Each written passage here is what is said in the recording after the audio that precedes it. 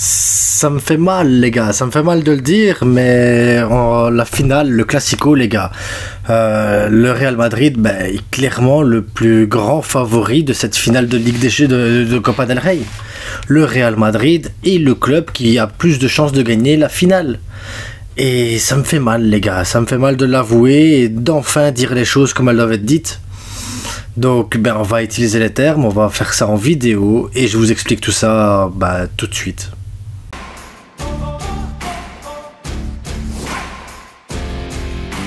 On s'abonne, on like et on partage évidemment au maximum, les gars. L'idée c'est de faire grandir la communauté. Et oui, si vous voulez des maillots, vestiairestore.com. Voilà, ici par exemple le maillot de Pedri, 10% de remise, code promo la frite. Mais vous pouvez même avoir des vintage avec celui d'Iniesta ici.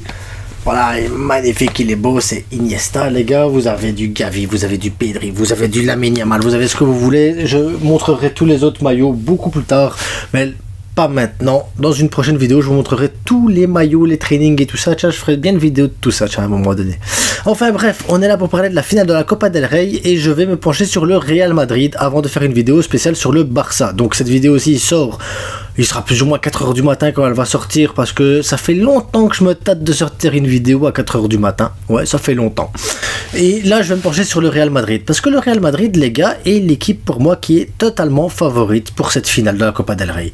On sait qu'à gauche, oui, évidemment, il y a des blessures dues au dernier match contre Getafe. Camavinga sera absent, Alaba sera absent, Mendy ne sera pas remis, donc ça veut dire qu'à gauche, tu sais que tu as Fran Garcia. Ils ont fait reposer Rudiger, donc Rudiger sera certainement présent, Asensio sera présent. Maintenant, la question, c'est qui sera défenseur droit, Valverde ou Vasquez? Maintenant, l'avantage qu'ils ont, le Real Madrid, c'est qu'ils ont de la polyvalence. Tu peux très bien mettre Valverde dans un premier temps défenseur droit pour avoir un milieu de terrain avec Tchouaméni qui assure très bien, Bellingham. Tu peux mettre Brahim Diaz en numéro 10, comme tu peux mettre Ceballos ou Modric. Ceballos qui revient, Modric qui s'est reposé, Bellingham s'est reposé également. En attaque, Rodrigo, Vinicius ont partagé plus ou moins un peu les temps de jeu et tout, sans qu'ils se soient forcés dans le jeu. Mbappé revient de blessure et a pu se reposer correctement. Donc ça veut dire que le Real Madrid arrive avec une forme étincelante. Hendrik après quelques minutes et de la confiance, Brahim après 10 minutes et de la confiance en faisant un match plus ou moins correct. Voilà, tu peux dire que le Real Madrid arrive quand même en forme et le Real Madrid arrive avec beaucoup de motivation parce que le Real Madrid, dans sa motivation, il y a la motivation d'empêcher le Barça d'avoir un trophée sur un match.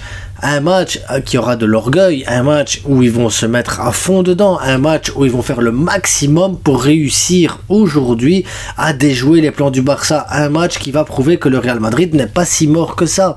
C'est pas parce qu'il y a eu des grosses défaites les 2 dernières fois que le Real Madrid est mort. Le Real Madrid n'est jamais mort tant que tu ne l'as pas abattu. Et ce Real Madrid là n'est pas abattu, il est en finale, il est à un match d'un trophée, donc ce Real Madrid va se donner à 600% les gars. Un Real Madrid qui sera chaud, très très chaud, avec un entraîneur, Carlo Ancelotti, qui est le meilleur entraîneur de l'histoire du Real Madrid. C'est pas rien, un entraîneur qui est arrivé, qui a gagné directement la Coupe du Roi pour sa première année, et qui pourrait peut-être terminer également sur une Coupe du Roi. La boucle est bouclée, Ancelotti pourrait être l'entraîneur avec les 3 Coupes du Roi dans sa poche. Et ça, c'est jamais arrivé pour un entraîneur du Real Madrid. En plus, ils arrivent avec Mbappé, 22 buts, Vinicius, 11 buts, 7 passes, Bellingham, 8 buts, 8 passes.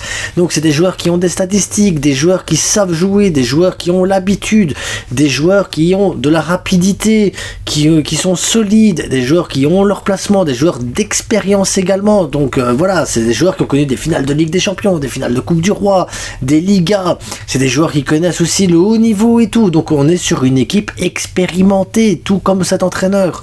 Donc voilà, une équipe du Real Madrid sur papier qui fait extrêmement peur. En plus, dans les difficultés, ils peuvent avoir des joueurs comme Valverde qui viennent, qui déclenchent des frappes de loin, qui peuvent sonner une révolte. Rudiger qui peut mettre un but sur un corner ou un truc pour sonner une révolte aussi. On l'a vu plusieurs fois. Ils ont déjà fait des remontadas contre Dortmund et j'en passe. Donc le Real Madrid est vraiment une équipe incroyable avec de la polyvalence aussi. Tchouaméni qui peut jouer défenseur central, Valverde back droit, milieu milieu de terrain. Tu peux avoir Arda Güler sur l'aile comme tu peux l'avoir en numéro 10. Bellingham qui peut se transformer en numéro 9 au numéro 9, numéro 8, numéro 6. Voilà, tu as de la polyvalence à tous les postes. Et que dire de Thibaut Courtois qui sauve le Real match après match, match après match, année après année, saison après saison. Parce que Courtois est l'un des meilleurs gardiens du monde. Un effectif aujourd'hui, si tu places à 4... Allez, imaginons que le Real Madrid passe un 4-4 de losange tout simplement, avec Fran Garcia, avec Rudiger, Asensio, Vasquez, Valverde, Tchouaméni, Bellingham, Arda Güler en 10, Mbappé, Vinicius. C'est un effectif qui vaut 535 millions à l'achat. À l'achat, ça veut dire qu'ils ont mis un demi-milliard pour avoir tous ces joueurs-là, sans compter le banc, 110 millions sur le banc, avec Endrick, Rodrigo, Brahim, Modric, Ceballos. Ça veut dire que c'est une équipe qui est taillée pour gagner, une équipe qui est taillée pour faire durer, non le suspense, mais la victoire. Une équipe qui est là pour perdurer dans le temps. Donc un Real Madrid extrêmement puissant, les gars. Et c'est là que j'ai envie de vous dire, il faudra faire attention à ce Real Madrid. Ne pas vendre la peau de l'ours avant de l'avoir tué. Ce Real Madrid est extrêmement fort. Donc à ne pas sous-estimer un Real Madrid qui peut être dégueulasse dans le jeu, mais aller chercher une victoire. Donc il faudra faire extrêmement attention à ce Real Madrid. Il faudra être sérieux, il faudra se battre, il faudra jouer au foot. Parce que ce Real Madrid n'est pas là pour rigoler. Et donc mon pari sur ce match là, c'est que le Barça gagne 9-0. Voilà. Donc il faudra faire attention. J'ai hâte les gars du Classico. J'ai hâte du Classico. Je vous jure, j'ai hâte. Mais je vais faire un point sur le Barça dans quelques heures. Une vidéo spéciale sur le Barça, le Classico. Comment je le ressens avec un peu plus de sérieux que là va sortir. Moi en attendant, je vous souhaite à tous une bonne journée. Abonnez-vous, likez, partagez évidemment. Et oui, je vois un Barça éclater ce Real Madrid là, parce que ce Real Madrid là me fait pas peur, les gars. On l'a vu contre Valence, on l'a vu contre Arsenal, on l'a vu contre Retafe encore hier. Il n'y a rien, ce Real ne propose rien. Tactiquement, ils sont essoufflés. Techniquement, ils sont nuls. Dans le placement, ils sont horribles. Si tu les presses un peu trop, ils savent pas quoi faire de la balle. Ils dégagent juste des longs ballons. Il n'y a aucune création, aucune créativité dans ce jeu. Si Thibaut Courtois n'est pas là pour les sauver, même contre Retafe les éclate. Est-ce que je dois avoir peur d'une équipe qui ne sait pas jouer Retafe? Est-ce que je dois avoir peur d'une équipe qui perd contre Valence?